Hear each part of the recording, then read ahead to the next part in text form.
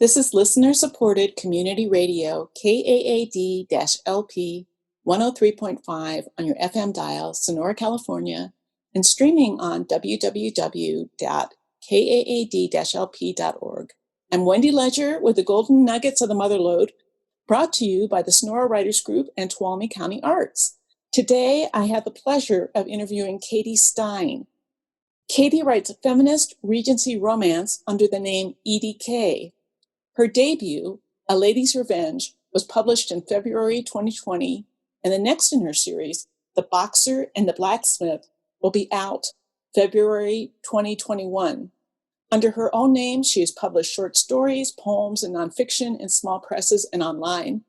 She obtained a dual Bachelor of Arts in Creative Writing and in Music from California State University, Hayward, East Bay, and then her Master of Fine Arts in Creative Writing from the University of Alaska, Anchorage. Her most recent story, Gregarious, was published in the award-winning magazine Into the Void. Welcome, Katie. Hello. Oh, good to see you again. Thank you. Yeah, thanks for having me on again. Yeah. So I've wanted to have you on since you launched your first novel because I was so impressed with how you were marketing your book, A Lady's Revenge. And so I thought it would be very helpful for the local writers in our community and all of our listeners on KAAD to hear your ideas on how to successfully launch an independent book. Oh, thank you. Yes, absolutely. I think one of the number one most important things to do as an independent author is to watch what other people are doing and to not discount something that traditional published authors are doing as something that you cannot do. So just because a traditionally published author through one of the big five publishing houses has a fancy reception on the day of their launch at some fancy hotel or bookstore or anything doesn't mean that you can't also do that. It just is a matter of calling places up. So for me, on February 1st this year, which of course was before these COVID times, I had spoken with the owners of Cervantes, which is a bar downtown, and just thought it would be fun to have an opening there. And originally, I had called them and said, "Hey, I want to come to the bar and hang out. And are you okay if I just tell my friends that that's where I'm going to be and we just show up? And I just don't want it to be weird that I have this group of people here and I've got some books." And they said that not only would it be great if I came, that I could sell my books there because I'd gotten Square. So I was able to have my own point of sale happening there. Right. And which is key. I think that's a really big deal. And then on top of it, they created a drink for it, and it was wonderful. I didn't do a reading or anything like that, but I did sell a lot of copies because you could buy a drink or you could buy my book, and it was the same price, and I could use credit cards. And so I ended up selling to a lot of people that otherwise maybe would not have known that there was even a writer in Sonora, let alone many writers. And so It was really fun. My husband and I came down for that, and that was a super fun thing. I was really impressed with the idea of a drink named after your book. That was a super cool idea. and it was really delicious too, which was wonderful. I also wanted to talk with you about the beautiful cover on your book because I think that's a big thing about marketing too, is having a beautiful cover. Absolutely. Covers are key. So, a good cover tells your reader not just what your book is about, but also what genre, because a lot of people do buy their books by their covers. We say that you shouldn't do it, but we all do it.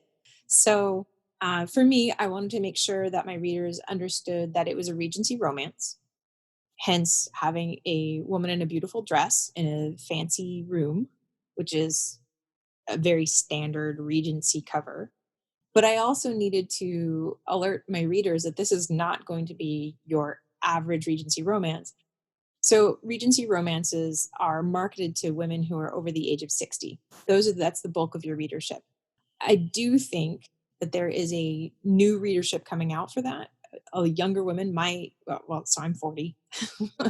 So women who are a little bit younger than the normal target audience who are looking for a different sort of heroine. You're looking for women who are angry, who are passionate, who are chafing at the confines. And I think that's actually a really common, um, it's becoming more common to have that in as a romance trope, for your romance heroine to really need more for her life than the pretty dress or marrying the duke or whatever, whatever the stereotype that you're thinking of when you're thinking of Regency romances.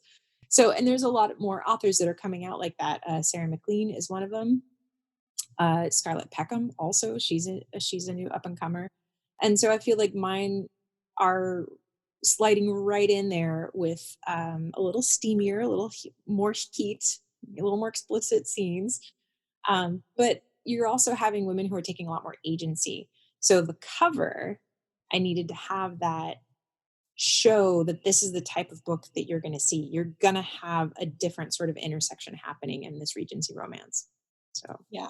And I would recommend all our listeners to go to Amazon and search for EDIECAY, and check out that cover because it's super gorgeous. It really is. thank you. Yes, I was so over the moon when I first Yeah. just thrilled. It was wonderful. And that was a cover designer that I had found online through one of my writers groups.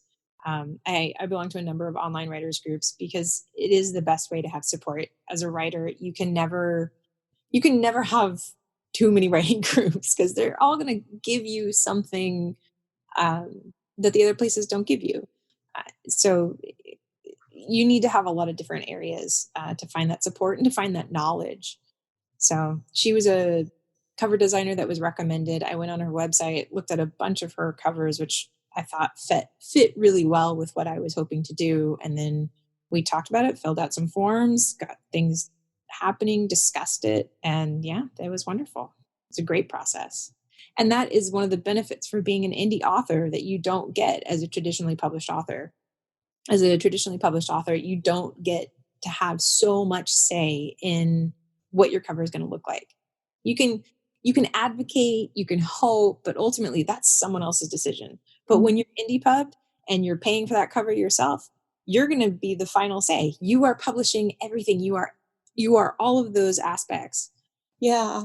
I heard this horror story. Has to do with illustrations as opposed to covers, but a traditional published book, the illustrator illustrated the picture of the main character with different physical characteristics. And the publishing house told the writer, it's easier for us to get you to change your text than to have the illustrator change the drawing. Oh my goodness. Right now, my cover designer and I are having a bit of a go because the boxer for the next book, Boxer and the Blacksmith, the boxer is a female boxer, and I am very specific about how she looks, Yeah. which is not pretty, as you might expect for someone who has been fighting most of her life. And it's hard to find stock models that look like her. It's hard to find a stock model that looks like an athlete that will be in period appropriate clothing. So Yeah. we're kind of having a bit of a go trying to get things together. I was actually hoping that we'd have our cover done a little sooner, but we're trying to get things figured out. And it is harder, I think, right now too, because of COVID. And there's a lot more responsibilities that each of us are undertaking when we don't have the help of daycare or you know the ability to get our families close together and things like that. So Yes, it's quite true. Well, I can't wait to see it. I'm sure it's going to be great. I'm Um, got it. It's going to be great. yeah. Do you want to say anything about blurbs, about writing blurbs? Oh, about writing blurbs, like the back cover matter. Mhm. Yeah, so it is tough. I will say it is tough. I probably rewrote my back matter maybe 5 to 6 times, like for real, like just trash the document and then start it over and I, just again. And then I I feel have that. Yeah. people go over it and redo it, and it's tough. Although I will say that the way I think a process should go, and this is my own process, not anybody else's. So, in my opinion, you start with your idea or your characters or whatever, however you start. You write your rough draft, then you edit it as much as you can. You get it as far as you think you possibly can. Then you give it to a couple other writers who Mm-hmm. hopefully you exchange work regularly and you get a critique. So that's your critique phase. Then you get it back. Then you work really hard and you get it edited again and you try to get it as clean as possible. And then if you're newer, and this is what I do, I hire a developmental editor. I do too. Yeah, and I think it's super important because it's really going to help you with your pacing. And I feel like at that stage, if you do it then, you're far enough along that you have a clear idea where you haven't wasted anyone else's time. You already know what you need to take out. You already know what's going on with this character or that place or this chapter. The developmental editor is going to help you with the harder things like pacing or um, voice, where in your head it sounds one way, but to another reader, it doesn't sound distinct at all. So you go through developmental edit, you get those notes back, you edit like crazy. Then is the time for beta readers and sensitivity readers. Currently for Box from the Blacksmith, I am got my sensitivity readers lined up, and I've got a couple of beta readers lined up. So then I'll send that out, do another round of edit, then get those back, and then you go to a copy editor, and then you get one, and you get everything as clean, like you are ready to upload that thing. It is ready to go. Then you have one more person look over it to just check for any other typos, check for any weird period that is hanging out by itself for no apparent reason, because there's always something. Always something. It's so, yes, it's really true. It is. Yes. So, Katie, can you give like just a brief sentence about what a sensitivity reader is, just in case people aren't sure about that? Absolutely. So a sensitivity reader is vital if you are part of a majority group and you are writing about a minority group. So if you are male and you're writing female, you might want to have a female sensitivity reader to make sure that you haven't said something that is wildly inaccurate. I say this because there is an entire Twitter trend of men writing women where you wonder if these men have ever seen an anatomy book, because that's just not how things work. So I mean, there's that, but then there's also, even if you are white and you're writing a Native American character or a Black character or some other ethnic group, or if you are straight and you're writing um, uh, Gay any characters or yeah, characters. or trans characters, or anything that you are not, it would be a really good idea to have someone just read over it. And if you have friends that are qualified to do that, then awesome, ask them if they are excited to do that for you. That would be great. And if not, or you for me, I would not ask my friends to do this because I want to have a critique that is harsh.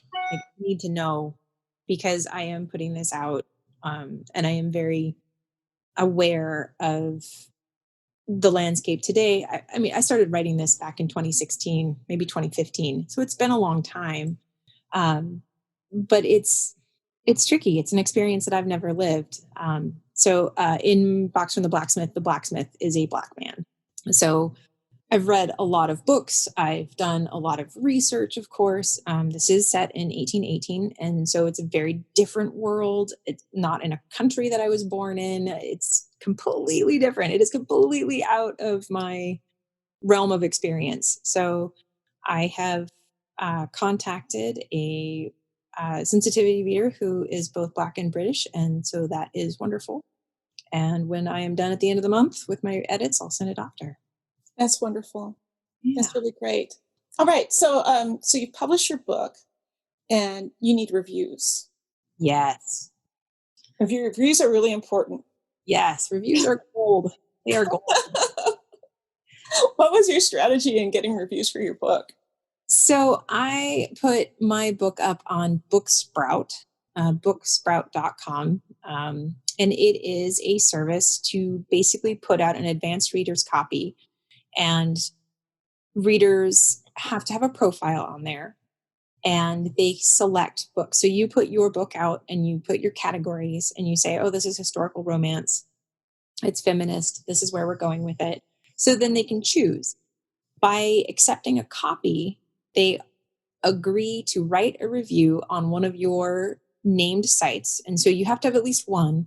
But if it's Amazon or Goodreads or BookBub or any number of these sites, and you can specify which one and how many. So if you say, I need you to post a review on 4 sites, then some readers might not take that. Or if you say, I need you to put it up on one of the following sites. Yeah. So that's what I did. I said one of the following sites. And so I got reviews on BookBub and Goodreads and Amazon. You also specify for a free Booksprout account, I think you can do up to 15 reviews. So 15 people can get your advanced reader copy and then download it and review. And of course, friends are great. Anyone on the internet is great because no one has credentials on the internet. so, so everyone's opinion is the same. So yeah, that's been what I've done. Since that book has come out, I've contacted a few more people, and I'm hoping to get blurbs from them in advance of the book actually getting published. So that is my hope. Yeah. Because you're building a following. Yeah, and I have actually heard from a couple of people that people I don't know that they want to read my book, but they want to wait until that's closer to the time the second book comes out so that they can kind of binge it in that way. So Oh, yeah. yeah. Well, that's wonderful. Why don't we take a break from our marketing talk for a minute? You read from your new book? I would love to hear some from it. Absolutely. Okay. So this is the opening of Okay, Boxford and the Blacksmith. great. So this is London in 1818. Also, I have a terrible, I can't do accents, so I'm not even going to try. So I'm in the same boat as you. some of this dialogue Just, I, might not I feel as sound, if, like, know your limitations sometimes and just like announce it and just go on because yeah. So also, in this book, because we are talking about the lower class, there is a lot of slang and a lot of boxing slang. So at the end of the book, I will have a Regency slang index because I use a lot of slang in here. And for the most part, I feel like it is pretty evident what it is that the person is saying. But just in case you're like, really? What is a two-handed cat? It's a very tall prostitute, is what that means. okay. Anyway, yeah. Anyway, here we go. Yeah, here we are. London, 1818. Boxer and the Blacksmith. Bess swung her arms as she walked, an empty bottle in one hand, stretching out tight shoulders as she sidestepped piles of frozen horse dung.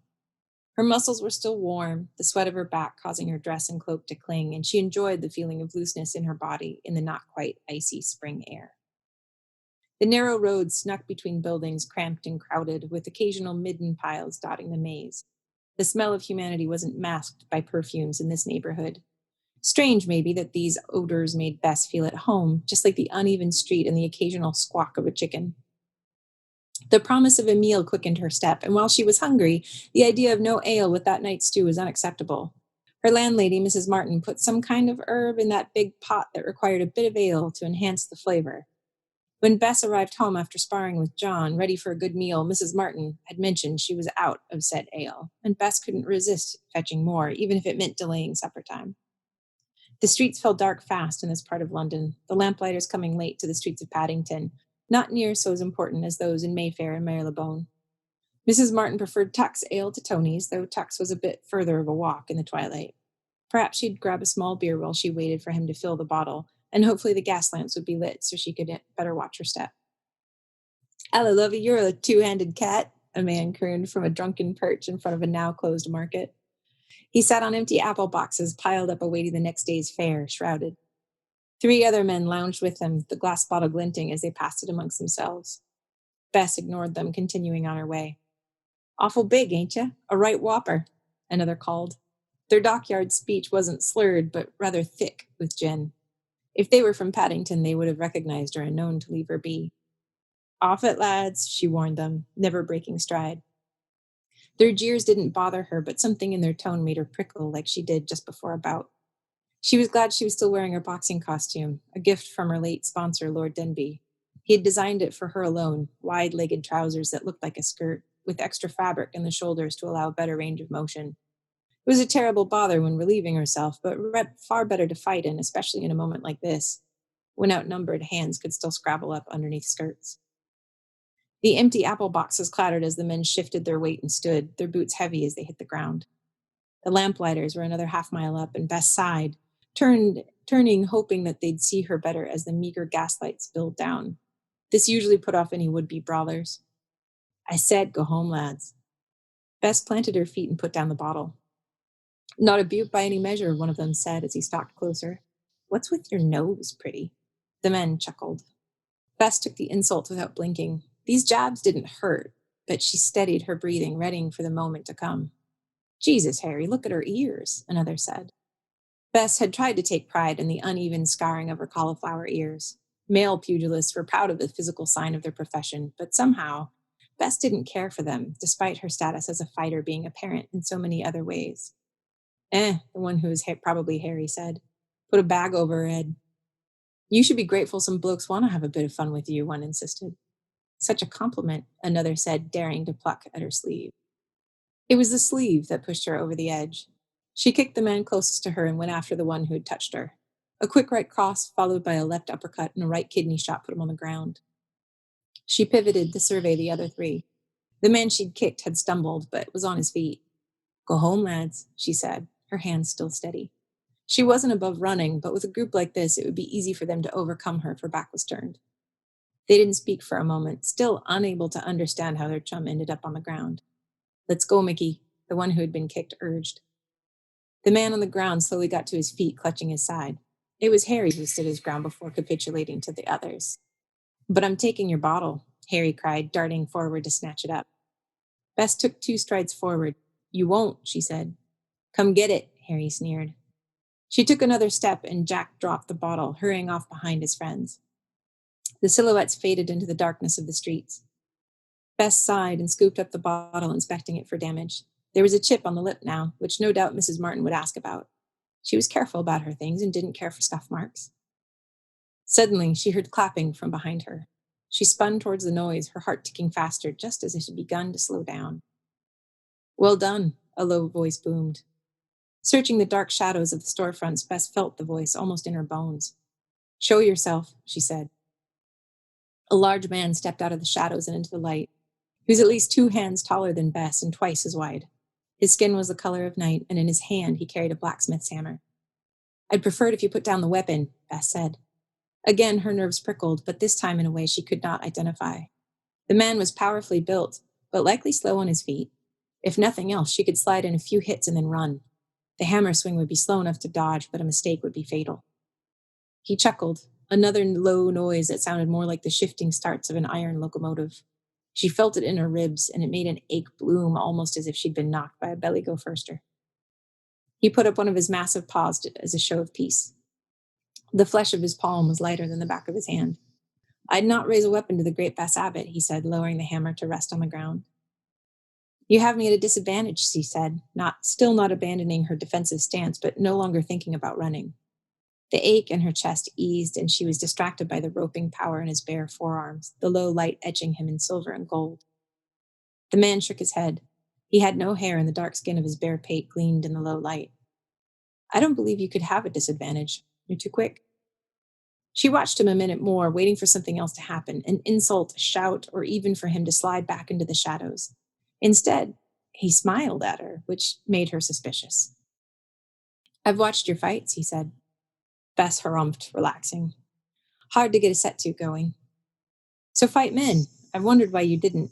I'm glad I got the opportunity to ask. His accent was strange. The lilting sounds of the Slave Islands came through, tempered by what sounded northern, maybe a Manchester accent. The odd mix was pleasing to hear. Bess put her hands on her hips. That a compliment? You're my favorite fighter, he said, leaning back against the building. I suppose that's a compliment. It sounded so wrong to hear, it almost struck her as a joke. She shook her head and walked over to where he stood, his great bulk leaned against the bakery. The hammer leaned against the wall next to him, the handle coming near to her waist. It was no ordinary tool, and suddenly she forgot how to breathe. being this close to a man that wasn't trying to train with her. Then I thank you, she said, gasping for no reason. You a smug? My foundry's up there, he said, gesturing his chin back towards Edgware. Bess frowned. Isn't that Barnsworth's? Took it over when he died, the blacksmith said, shifting his weight to better look at her. I didn't hear. So many people from her childhood were passing, she could barely keep track of the old neighborhood anymore. The foundry was a landmark in everyone's mind, a place of perpetual fire, the sound of metal on metal at all hours. He lifted his massive shoulder and let it fall. The motion only showed how much power was coiled inside of him. If he'd an inclination, there'd be plenty of money to be found in the ring. The lamplighters approached, giving them both more to see. Bess was glad to get a better glimpse of him, but embarrassed that he might see her in such disarray. The cuffs of her boxing costume were frayed, and he undoubtedly figured out that her skirt was in fact trousers. She liked the costume, but knew how the rest of the world saw her. She tired abruptly, wishing for sleep. So why don't you fight men, if you want to have more matches? He asked. Bess looked up at him. It was so strange to lift her chin to speak. What man would agree to fight me? What if he lost? He chuckled again, the rumbling deep. It made her breath catch and finally start to regulate on its own.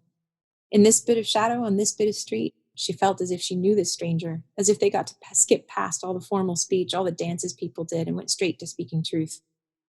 It's a risk. Could be he felt that she wasn't a stranger in this bit of light either. She felt him weighing her, taking in all these odd pieces. It was only a matter of time before he ran away, having identified her for what she was. Unnatural. Strange. She braced for the impact of his judgment. I've always wanted to tell you that I like your ears, he said. I thought if I met you someday on the street, I would tell you that. Heat flushed Bess's face. Without thinking, her hand went to cover the telltale scarring. It makes me ugly. She pulled her cap down lower, covering the dirty dishwater color of her unwomanly short hair. He lifted his dark eyebrows, the whites of his eyes near glowing. It makes you powerful, he said, picking up the heavy blacksmith's hammer with ease. I never got your name, Bess said, reaching out with her hand before she thought better of it. Come by the shop and I'll tell you, he said before he slung the hammer over his shoulder and sauntered away. Bess stared at his receding figure before remembering the empty bottle in her hand. The glass was warm from where she clutched it. Talking to the blacksmith had been so distracting she had almost forgotten if she was coming or going. Turning to finally head down toward Tux, Bess kept looking back at him, this blacksmith who liked her ears.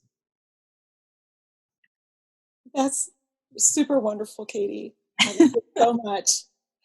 And unfortunately, we're going to have to go now, but I'm hoping that you'll come back again closer to the time when your book comes out, The Boxer and the Blacksmith. Currently, can you just give a quick statement on where you can find your first book, The Lady's Revenge? So you can find A Lady's Revenge at any e-retailer, Amazon, Barnes & Noble, Kobo, Apple Books. It's all there. And then, of course, print versions can be found in the greater Sonora area, as well as at the Modesto Barnes & Noble. So Mountain Bookshop in Sonora has a couple copies, hopefully. And then the Columbia bookseller has copies as well, if you want to. Wonderful. All right, so thank you so much. And thank you to our sponsors, the Sonora Writers Group and Tuolumne County Arts, and to the kind folks at KAAD-LP 103.5 FM, streaming at kaad-lp.org. Goodbye.